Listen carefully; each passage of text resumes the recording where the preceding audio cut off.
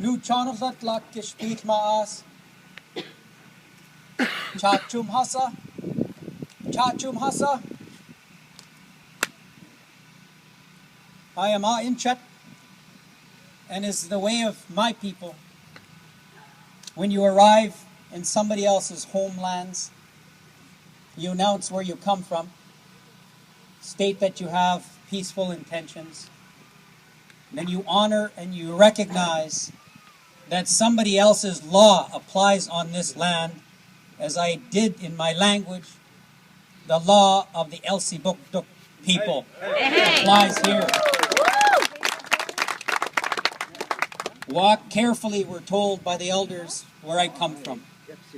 Walk carefully, tread lightly when you're outside of your homelands, because somebody's law applies. I had the chance to speak with the Chief and Council.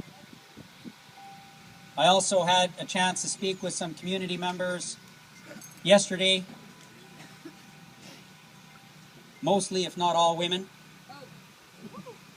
And I want to thank you for taking the time yesterday to share what was on your hearts, to demonstrate your strength, your courage. Courage is not the absence of fear about what's happening. No. Courage is the recognition of the feeling of fear, but knowing there's something greater. Okay. And I honor your courage for what all of you are doing here. I'm thankful as well. I want to recognize Elder Raymond. I don't know where he is. He left me. He's been amongst you. And I know you have many from outside the territories of Elsipogtog.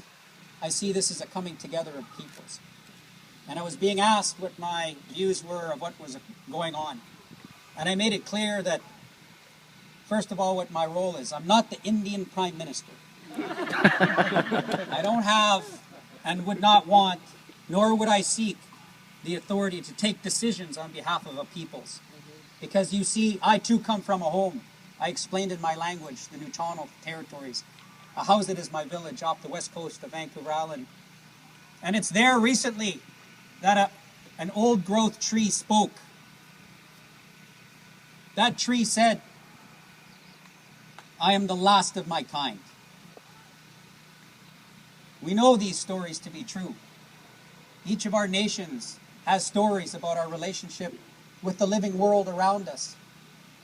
And I thank you for having the young ones here, that they might as well hear you reaching out and listening to the living world around you.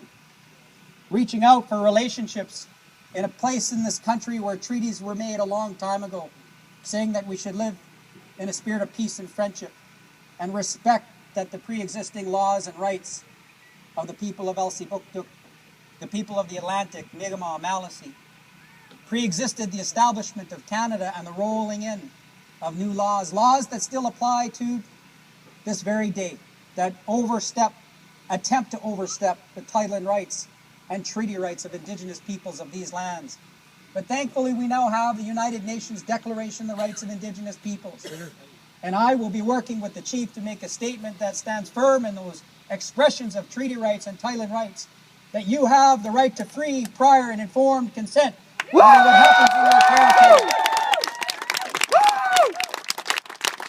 So I may be only 5'4", but I'll stand as tall as I can with you to ensure that other governments who would attempt to impose regulations, corporations who would seek to use that space to attempt to overstep what it is the vision of the people here is, that we will stand firm with you in full support to say no to fracking, no to development that is not in the vision that you would see for future generations. Yes. I was just talking to Kagan. Kagan is 10 years old. He didn't have to tell me, but I can see on his face he feels comfortable. He is of a nation that is in a period of resurgence. You see, they built museums because they thought we wouldn't still be here to stand up for each other, for our language, for their culture, and for the water and the environment and the land that we've inherited from the ancestors that we're borrowing from future generations. That's not just a Mi'kmaq or Indigenous or First Nations challenge. That's a challenge for the people of New Brunswick, the challenge for the people of the Atlantic who've come to settle here. It's a challenge for Canadians. But I'm here to stand with you to say Indigenous peoples have something to offer the world, to return to a place of harmony and balance. That which our people knew over the course of so long. We can return. We can grab the very best of that vision. In fact, more than that, we have inherited an obligation. Coming from Elsie Buktuk, you have an incredibly powerful heritage that goes a long ways back of proud peoples speaking their languages and doing their ceremony and standing up for each other. This very country that is now, the irony that this is Canada Day. Many are celebrating the existence of a country that, as I stand here, I can tell you with great assuredness, through the Department of Justice, they don't recognize us as a peoples. And I use the S on purpose. Because if you're recognized as a peoples, you have pre-existing law and rights. You have a history. We still have to challenge the governments. Over 40 court cases we win. We have 100 entitlement right court cases that clog up courts on an annual basis. We're before the Canadian Human Rights Commission challenging on child welfare funding. And we go to the United Nations. But there are times when you need to stand up, step forward, and be out on the land. And that's what you are all doing here today. I congratulate and thank you for that courage to stand up with each other.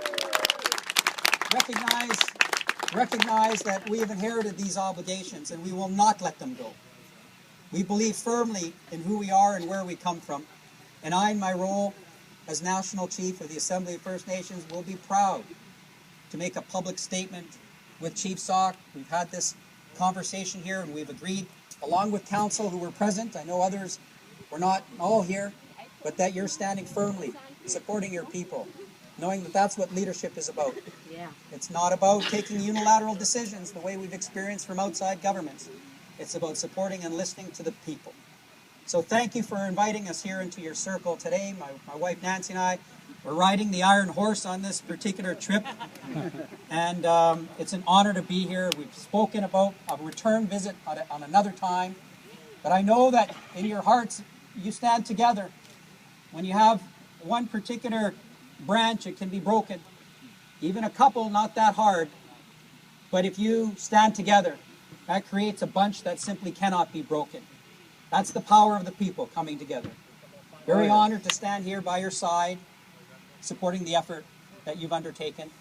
And I look forward to making that formal public statement within the next day with the Chief. We just got to get organized in order to do that. We're going to need some support and advice about what it is that we're going to express publicly.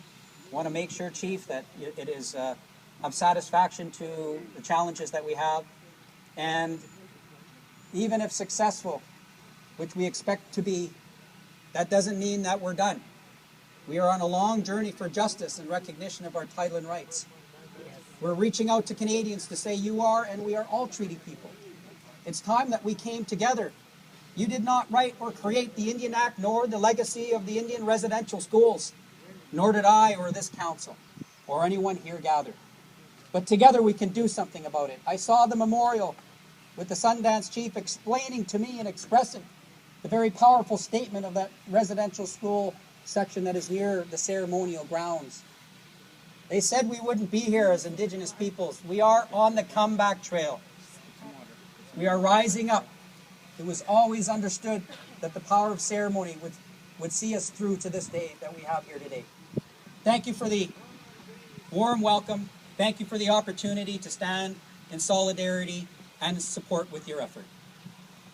Well on. Yep. You're always welcome here.